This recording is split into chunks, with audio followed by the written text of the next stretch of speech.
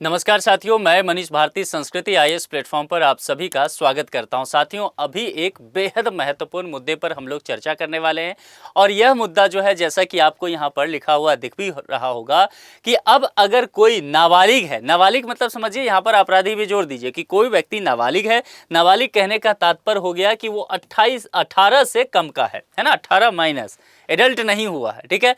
और वह किसी अपराध में पाया गया है, अपराधी घोषित हो चुका है, तो क्या जमानत और अग्रिम जमानत की व्यवस्था उसके लिए हो पाएगा?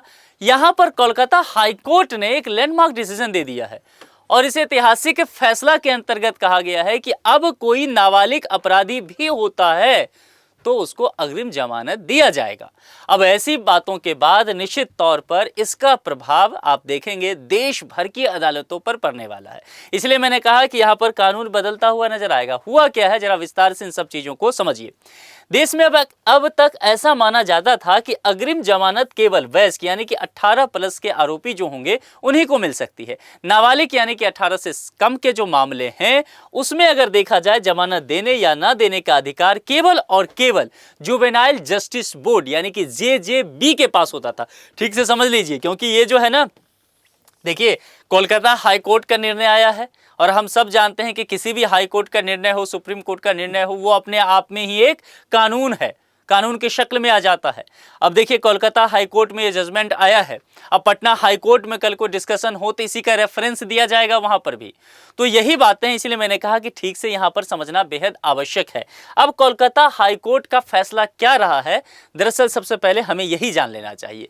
कोलकाता हाई कोर्ट के 3 न्यायाधीशों वाली पीठ जो जस्टिस जय सेन गुप्ता है, जस्टिस तीर्थंकर घोष है, जस्टिस विवास पटनायक हैं, इन तीनों ने महत्वपूर्ण फैसला दिया, कुछ बातें कही और इन्होंने कहा कि अब नाबालिग भी अग्रिम जमानत के लिए क्या कर सकते हैं, आवेदन कर सकते हैं। अब एक बात और, चाहे उन पर कितना भी गंभीर आरोप क्यों ना हो, गिरफ्तारी से पहले वो कोर्ट से सुरक्षा मांग सकेंगे। अब देखिए यहीं पर जो है एक तरह से अब डिबेट आगे चल करके बढ़ेगा कि जुवेनाइल जस्टिस बोर्ड के पास जो अधिकार है नाबालिगों को जमानत देने के संदर्भ में, क्या उनके अधिकारों का अतिक्रमण यहां पर नहीं होगा? यह आगे चल करके निश्चित तौर पर डिबेट होगा। कोलकाता हाईकोर्ट ऐसा फैसला देने वाला देश का पहला उच्च न्यायालय बन गया है, जिसलिए मैंने कहा कि ये लैंडमार्क डिसीजन रहा है और ये फैसला जो आया है 2-1 के बहुमत से पारित हुआ, चूंकि 3 जस्टिस इसमें थे। अब यहां पर देखेंगे जस्टिस जय सेन गुप्ता और जस्टिस तीर्थंकर घोष का मत क्या रहा है, इन्होंने क्या पक्ष दिया है, जरा समझिए।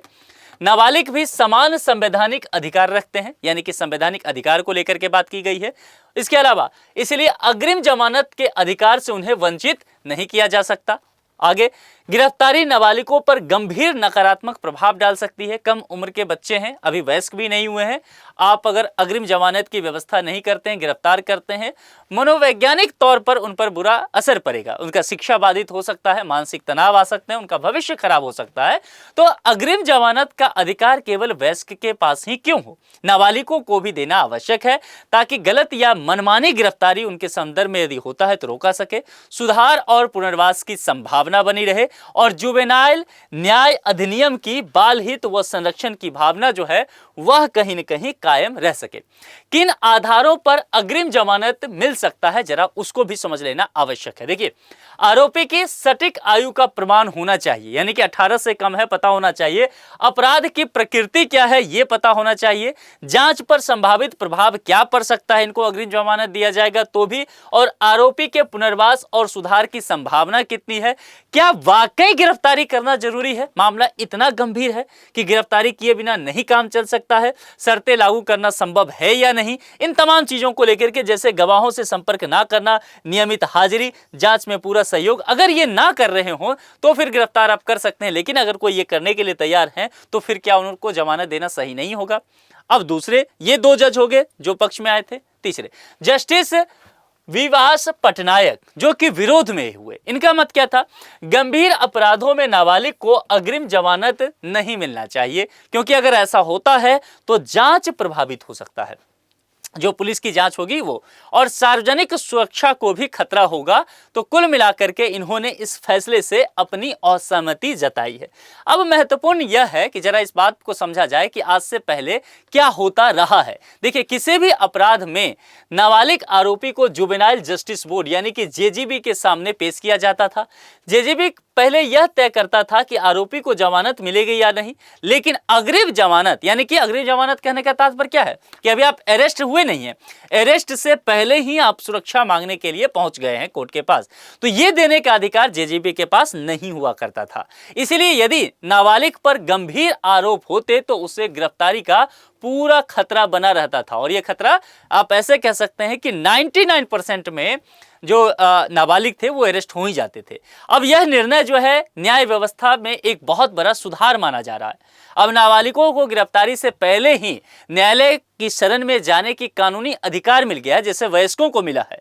तो यह बाल अधिकार और मानवाधिकार की दिशा में एक महत्वपूर्ण कदम माना जा रहा है। ऐतिहासिक मैंने क्यों कहा, क्योंकि पहली बार किसी हाईकोर्ट ने कहा इस चीज को लेकर के कि आयु देख करके संविधान का अधिकार नहीं बदला जा सकता है, नाबालिगों को की गिरफ्तारी से पहले संरक्षण मिलना चाहिए। तो कुल मिलाकर के आने वाले समय में अन्य हाईकोर्ट के लिए या सुप्रीम कोर्ट के लिए भी कह सकते हैं कि यह अपने आप में एक नजीर बनता हुआ नजर आएगा। अब इसके व्यवहारिक प्रयोग पर जरा समझते हैं क्या प्रभाव है। नाबालिगों पर गिरफ्तारी से पहले ही सुरक्षा मिल जाएगी। पुलिस जो मनमानीपन करते हैं गिरफ्तारी से बचाव के लिए, नाबालिग वो कदम उठा सकते हैं, इससे सुधार के अवसर उनको मिल पाएंगे। पुलिस और जांच एजेंसियों पर देखा जाए तो कुछ मामलों में अतिरिक्त सावधानी निश्चित तौर पर बरतनी होगी। कोर्ट द्वारा लगाई गई शर्तों का पालन करते हुए जांच आगे बढ़ाया जाएगा। न्याय प्रणाली पर क्या प्रभाव, तो जुवेनाइल जस्टिस बोर्ड और अदालतों के कार्यक्षेत्र का संतुलन और स्पष्ट होगा, क्योंकि सबसे ज्यादा जो है यही मामला फंसेगा। डिबेट अब यहीं पर होने वाला है कि क्या जुवेनाइल जस्टिस बोर्ड के शक्तियों हनन यहां पर नहीं हो रहा है और किस तरह से इसे आगे चल करके स्पष्ट किया जाएगा। देखिए, यहां पर जो कुछ बातें इसको लेकर के सबसे पहले समझ लेना चाहिए हमें, जिसके अंतर्गत जो नाबालिग अपराधी जो हैं यानी कि 18 से कम, इसके मामलों का निपटान करता है ये। और बोर्ड में क्या होते हैं कि एक वरिष्ठ मजिस्ट्रेट हो सकते हैं और 2 बाल कल्याण मनोविज्ञान विशेषज्ञ जो होते हैं वह भी सदस्य के रूप में होते हैं। नाबालिगों के सुधार और पुनर्वास पर केंद्रित सुनवाई जेजेबी के द्वारा किया जाता है। नाबालिगों को कानूनी सहायता देना हो, सुरक्षित वातावरण प्रदान करना हो, यह सारा होता है।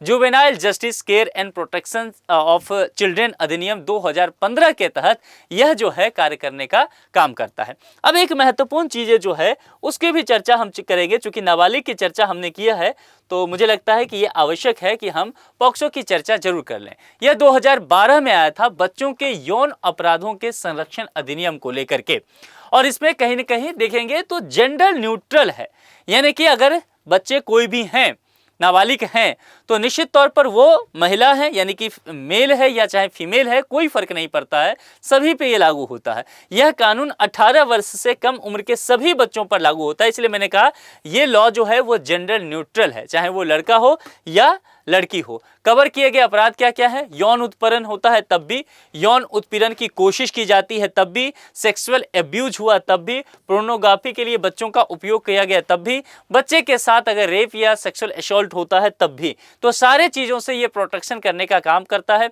और बच्चे के अनुकूल इसे तैयार किया गया इस कानून को, कि जैसे कि बिना बार बार पूछताछ महिला पुलिस अधिकारी की नियुक्ति की जाएगी, कैमरे पर गवाही लिया जाएगा, गोपनीयता भी बना कर रखी जाएगी और त्वरित सुनवाई की भी व्यवस्था इसके अंतर्गत किया गया। सजा का प्रावधान बेहद गंभीर है।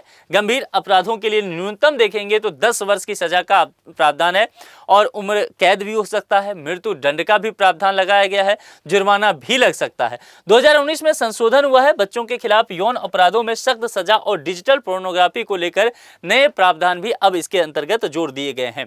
कुल मिलाकर के देखा जाए तो लगातार कानून के द्वारा, संविधान के द्वारा, प्रशासन के द्वारा, न्यायपालिका के द्वारा ये कोशिश किया जा रहा है कि बच्चों के अधिकार और मानवाधिकार को सही किया जाए और उसी के दिशा में देख सकते हैं तो जो नाबालिग हैं उनको अग्रिम जमानत देना कोलकाता हाईकोर्ट का एक ऐतिहासिक फैसला जान पड़ता है।